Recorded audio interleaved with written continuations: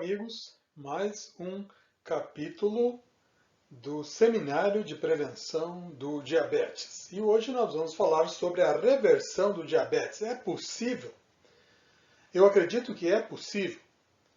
Porém, a gente tem que saber se a pessoa que tem diabetes já tem um caso muito avançado, já tem uma doença que afetou órgãos, destruindo os órgãos, como o sistema dos rins ou a visão, as células da visão da retina foram destruídas, ou então houve um problema das células no coração e houve uma morte celular das células cardíacas, o que a gente chama de infarto.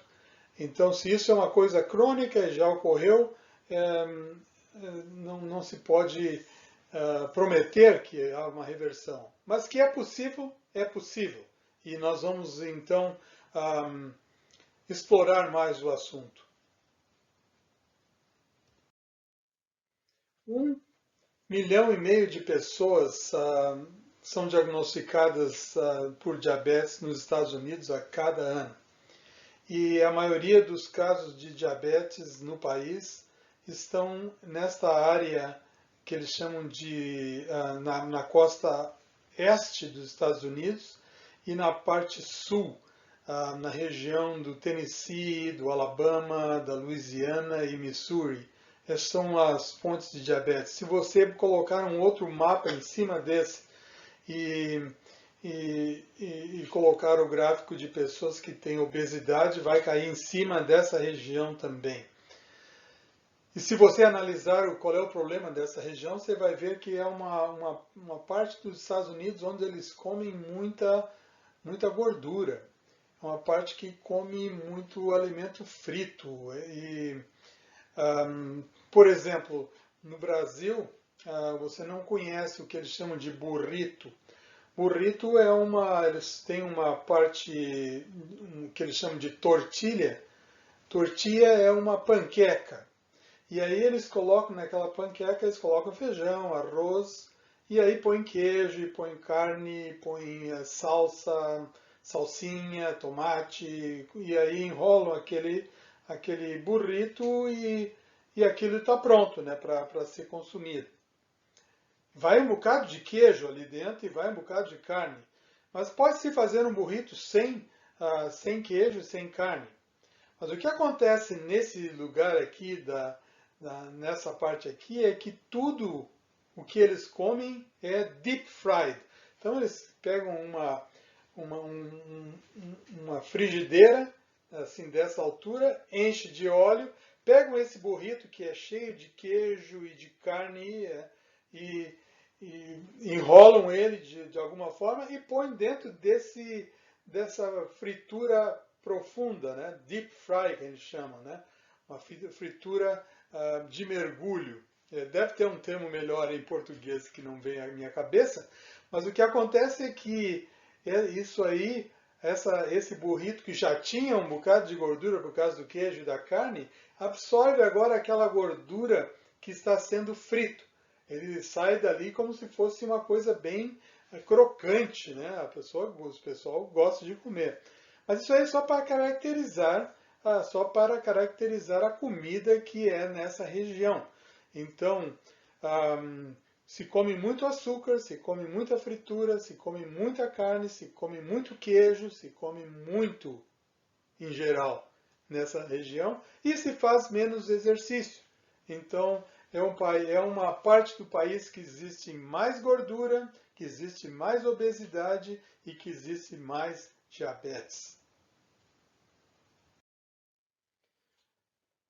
O meu colega, o Dr. Wenis Reis, que não pôde estar presente nessa palestra dessa vez, mas ele fez uma revisão bibliográfica de 99 artigos originais contendo informações relativas à reversão ou remissão do diabetes. Então ele chegou à conclusão que nos seus artigos que ele avaliou, que a cirurgia bariátrica pode controlar a doença, as dietas de baixa caloria e a restrição de carboidratos. Nós vamos discorrer sobre esses métodos e aí colocar a experiência que nós temos com relação à reversão da doença. A restrição de carboidratos foi, por exemplo, feito com 262 pacientes com tipo 2, diabetes tipo 2, que foram seguidos por um ano. 60% daqueles que completaram um ano do programa melhoraram os níveis de glicose com a hemoglobina A1C menor de 6,5. Idealmente seria melhor do que 5,7, mas para o controle do diabetes, lembra-se que de 5,7 a 6,5 é o pré-diabético. Se eles chegarem nesse nível, muito melhor. 94% dos que adotaram a dieta reduziram ou pararam de usar a insulina. A dieta baixa em carboidratos ajudou muitos pacientes a reverter o diabetes tipo 2 e perder peso e parar de usar a insulina. Então, houve uma confirmação nesses pacientes em 94% daqueles que fizeram a dieta. Uma dieta de 1.000 calorias, de 1.000 a 1.200 calorias, foi aplicada por os pacientes em 3 meses. E 50% dos pacientes que fizeram esse estudo tiveram uma glicemia compatível ou comparável com aqueles que não tinham diabetes, menor de que 6,5 a hemoglobina A1C.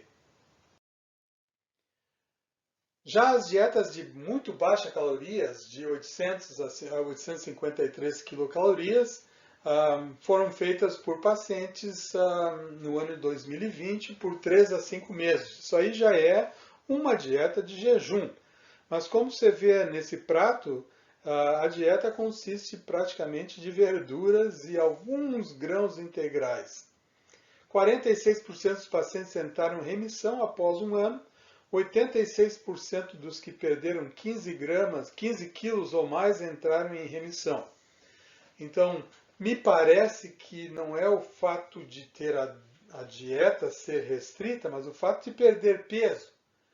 Lembre-se, quando eu mostrei o gráfico dos Estados Unidos, que os lugares americanos, os estados americanos que têm mais diabetes são os estados que têm mais obesidade.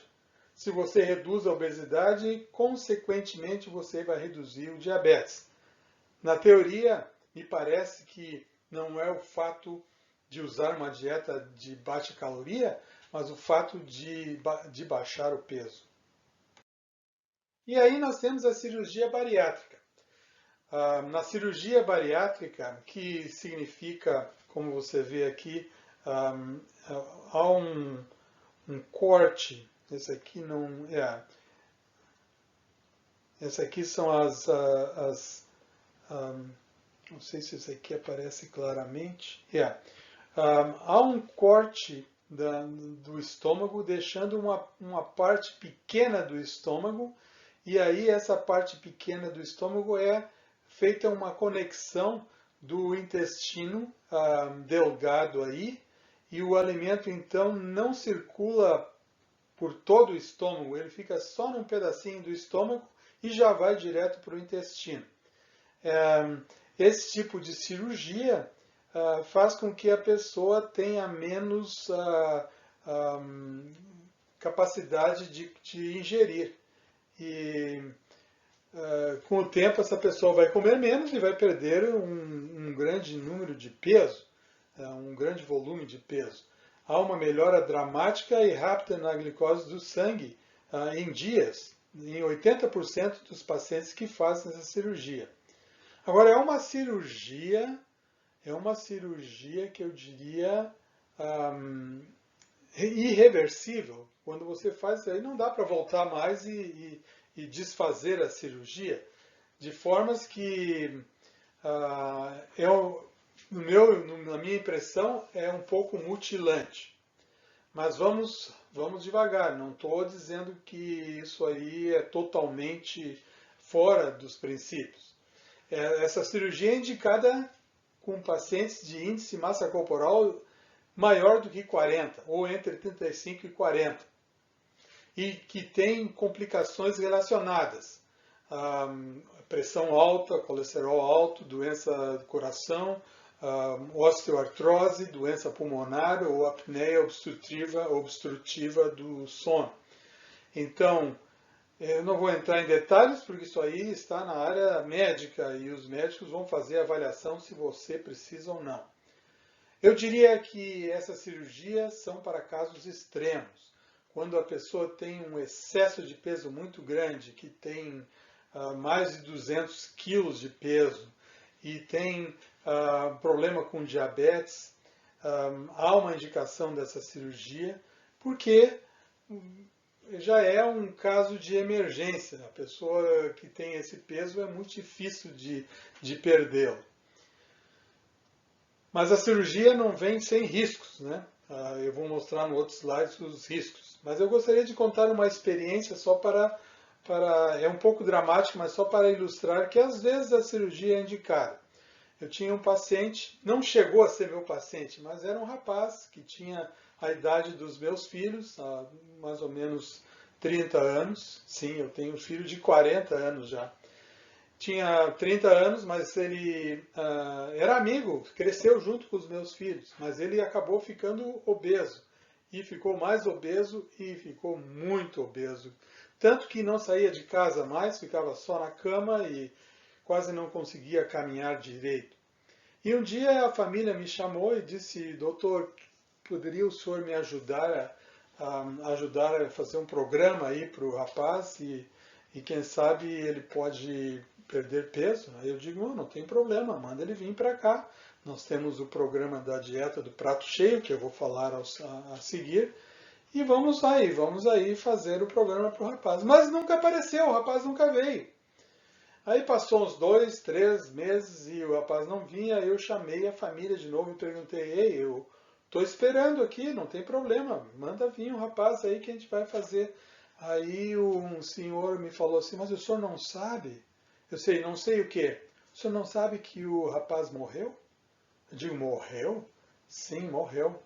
Ele teve um problema de cirrose hepática. Ele tinha acúmulo de gordura no fígado por causa da gordura, por causa do excesso de peso.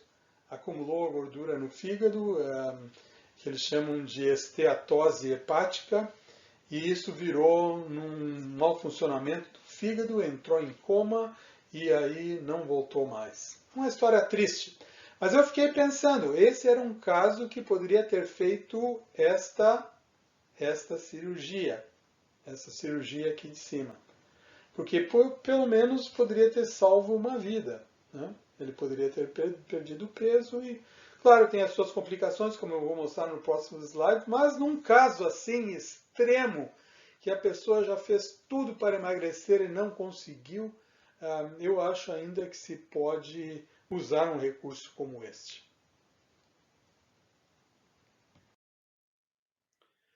10 a 15% dos pacientes não conseguem perder o peso adequado, né?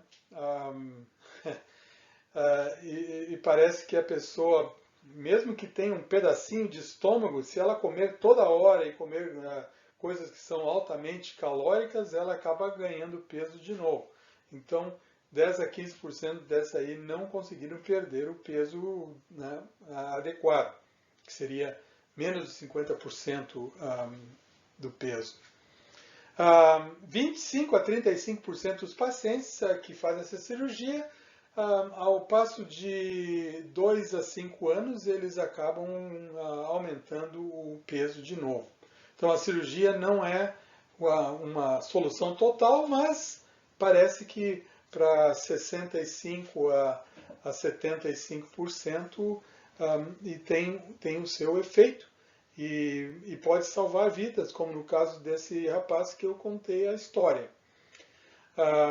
A cirurgia bariátrica também traz consequências alimentares. Às vezes as pessoas ficam desnutridas, às vezes as pessoas ficam com problema de falta de vitaminas, então eu me lembro de uma paciente que veio comigo depois que ela fez a cirurgia bariátrica. Ela falou que a cirurgia bariátrica salvou a vida dela, mas ela estava morrendo à míngua com o tempo. E aí descobrimos que ela estava com falta de vitamina B, falta de vitamina B12, falta de vitamina E, falta de vitamina D. Todas as vitaminas estavam baixas, né?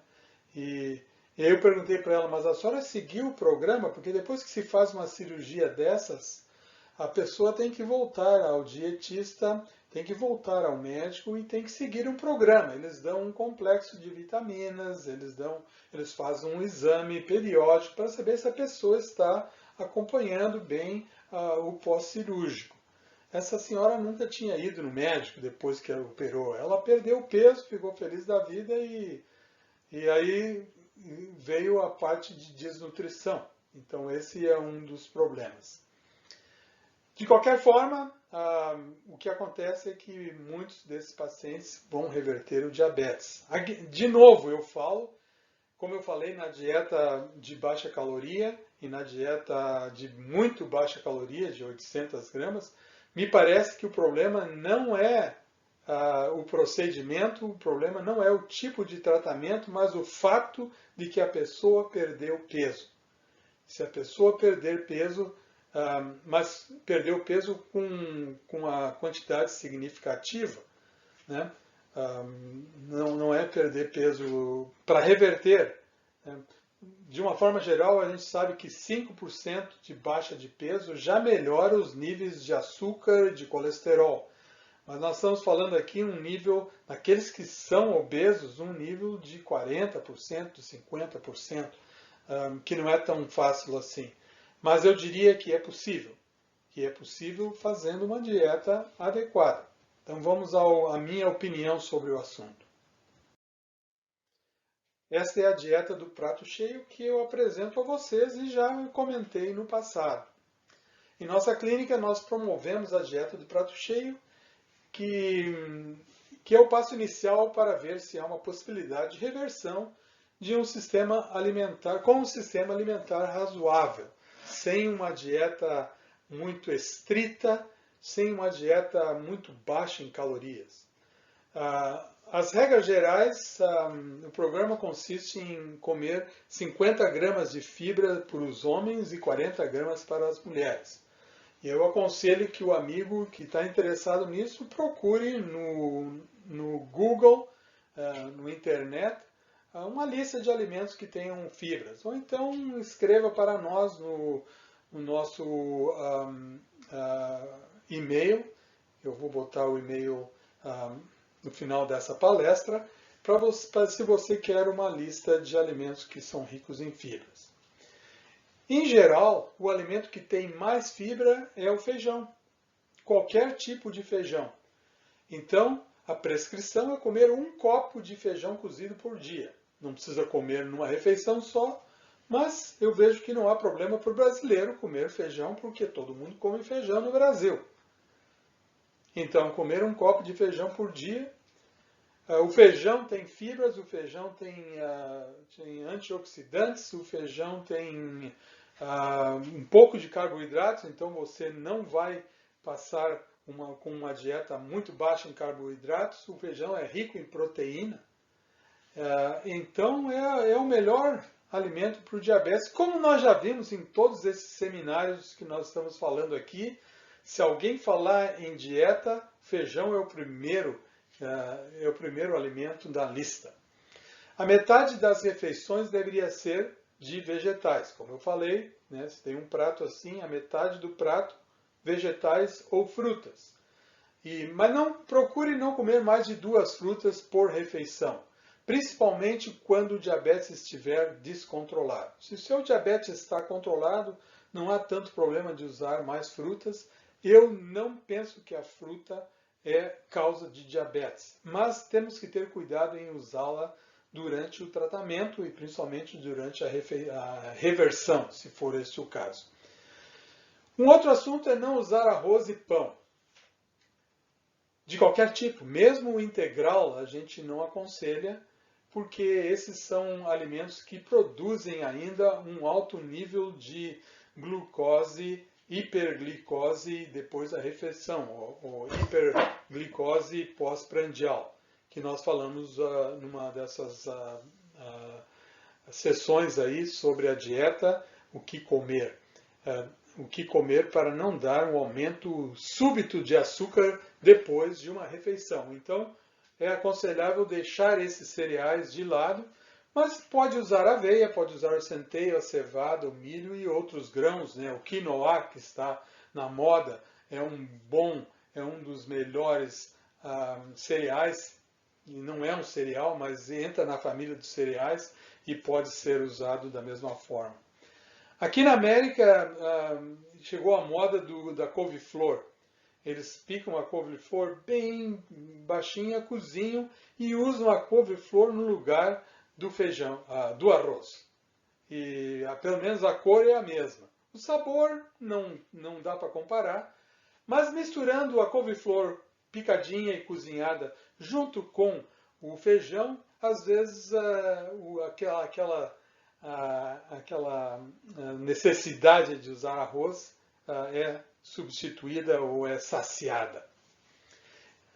Açúcar deve ficar de fora. Açúcar branco, açúcar preto, qualquer açúcar devia ficar de fora. Doces, produtos de farinha branca ou refinada, pastelarias, doces, picolés, sorvetes, essas coisas doces, deixa para lá. Se a pessoa quer comer alguma coisa doce, a única solução, a única versão seria usar mais frutas. Ou usar o adoçante que é de stevia, que é a brasileira, que é o melhor adoçante possível. Então, use mais stevia, aí está bem. Evitar as carnes em geral, principalmente a carne vermelha, como a gente já falou em outras palestras, e andar 20 minutos após cada refeição. Se andar 20 minutos após o café da manhã, 20 minutos após o almoço, 20 minutos após o jantar, são 60 minutos, 1 hora por dia. Parabéns! Já chegou ao que a gente aconselha. E fazer exercício de levantamento de peso, né, pelo menos 2 vezes por semana, e não precisa levantar 100 quilos. Né? Pode ser uma quantidade pequena de peso, mas que faça uma força de resistência, principalmente usando os músculos dos braços e usando os músculos das pernas. São os maiores músculos do corpo. E aí está a solução. Se você gostaria de ter mais informação, pode mandar um e-mail para o nosso e-mail que eu vou colocar no final desta palestra. Então vamos conversar um pouco sobre os comentários. A reversão do diabetes. É uma reversão ou é uma cura? Bom, a gente tem que analisar o seguinte aqui. O diabetes tem uma causa. A causa do diabetes tem um fator genético. Okay? Tem pessoas que têm mais predisposição para a doença. Mas esse fator genético parece que só vai se manifestar, pelo menos numa idade jovem, se a pessoa tiver um regime de vida que não é saudável. Se a pessoa usar muita gordura, muita fritura, muito açúcar, muito carboidratos e não fazer exercício, essa pessoa vai ter o maior risco de diabetes. É interessante que uma vez eu li um artigo que comparava 2 tipos de diabéticos. Um que tinha a influência genética e o outro grupo que não tinha. Não tinha a história do gene na família de diabetes. E aí eles colocaram os dois num programa de estilo de vida, com dieta, com exercício. Sabe o que aconteceu? Todos os 2 grupos baixaram o açúcar no sangue e melhoraram o controle da doença. Mas aquele grupo que tinha o componente genético foi o que baixou mais. Parece que é interessante isso, né? O fator genético predispõe à doença, mas em termos de mudança, protege mais do que os que não têm o componente genético. Bom, isso foi um trabalho que eu assisti. Então, considerando isso, considerando a importância do estilo de vida e da dieta, principalmente dois fatores, dieta e exercício. E por falar em exercício, não se esqueça que não é só o fato de fazer exercício, mas o fato de ficar sentado por 8, 10 horas por dia. Se esse é o seu problema, procure colocar breaks durante o dia e não fique sentado muito tempo, porque isso também faz aumentar o peso, isso também faz ativar a doença, é um fator de doença. Se esses dois fatores são fatores que podem causar a doença, se nós retirarmos esses fatores, ou seja, se a pessoa começa a comer melhor e a fazer mais exercício, a doença tende a desaparecer e pode ser revertida, como nós já vimos na palestra. Aí a pessoa está curada? Bom, tudo depende do que a pessoa vai fazer a seguir. Se a doença está relacionada com um estilo de vida, o estilo de vida tem que ser mantido. Se esse estilo de vida piora, a doença pode voltar. Então a cura é relativa. A cura depende do estilo que a pessoa vive. E com relação à perda de peso, pode ser feita naturalmente ou só a cirurgia? Bom, na verdade, vocês já sabem a resposta disso, né? Eu já expliquei que, para mim, o fator mais importante do controle da doença é a perda de peso, quer seja por cirurgia, quer seja por dieta, quer seja por mudança no estilo de vida. A diferença é que uma cirurgia ou um tratamento mais rígido vai produzir um efeito mais imediato, mas não quer dizer que esse efeito será, no caso de dietas, que esse efeito vai ser mais prolongado. E eu vou explicar por quê. Claro que no caso da cirurgia, vocês viram que vem uma mudança de 25% a 35% dos pacientes que vão acabar ganhando peso com o passar de 2 a 5 anos. Então tem esse risco também, a pessoa vai acabar comendo mais de alguma forma e come cada hora, e mesmo com um estômago pequeno, se come cada hora, ou cada minuto, quem sabe, e se come as coisas erradas, a doença vai voltar, a obesidade vai voltar e o diabetes vai voltar. Mas, com relação a uma dieta, o problema da dieta é que se você fizer uma dieta muito restrita, como é comum nos programas de emagrecimento, perca 20 quilos em um mês, ou 10 quilos por semana, qualquer que seja a promoção, o corpo não tem tempo de se adaptar a essa dieta. E aí, quando você para com a dieta, come uma cenoura, o peso aumenta. Né? E a tendência do peso aumentar depois de uma dieta é que ele aumenta, de uma forma geral, 10% acima do que ele era antes. Então, se uma pessoa tem 100 quilos e aí ela baixa para 70 quilos, né? Baixou 70, perdeu 30 quilos, né, em menos de um mês. E quando ela parar com essa dieta, quando ela, de alguma forma, ela não conseguiu manter a dieta mais, aí ela ganhou peso de novo. Só que aí ela não vai voltar para os 100 quilos, ela vai voltar para os 110, 10% a mais do que ela tinha antes. E esse é um problema, porque vai e vem, vai e vem, vai e vem. No geral, essas pessoas acabam fazendo dieta e ganhando mais peso, porque o período é curto. Então, naturalmente, o que se aconselha é que a pessoa desenvolva um programa de alimentação saudável. E aí que entra o fator da dieta do prato cheio. É claro, eu pus umas restrições ali com o arroz e com o pão, porque eu acho que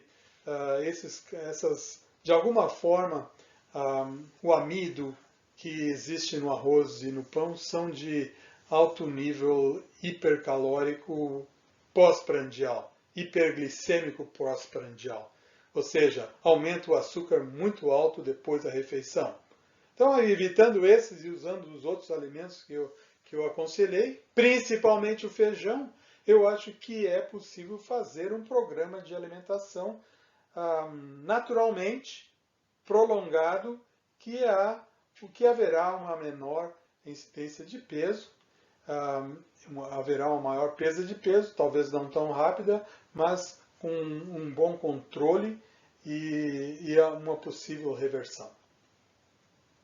Então ficamos por aqui, nesse capítulo da reversão do diabetes. Se vocês tiverem perguntas, podem mandar para o e-mail que eu vou colocar no vídeo depois do final dessa palestra. Obrigado a todos e até a palestra número 10, que vamos falar sobre alguns casos de pessoas que reverteram a doença. Até mais, obrigado pela sua assistência e que Deus esteja com todos.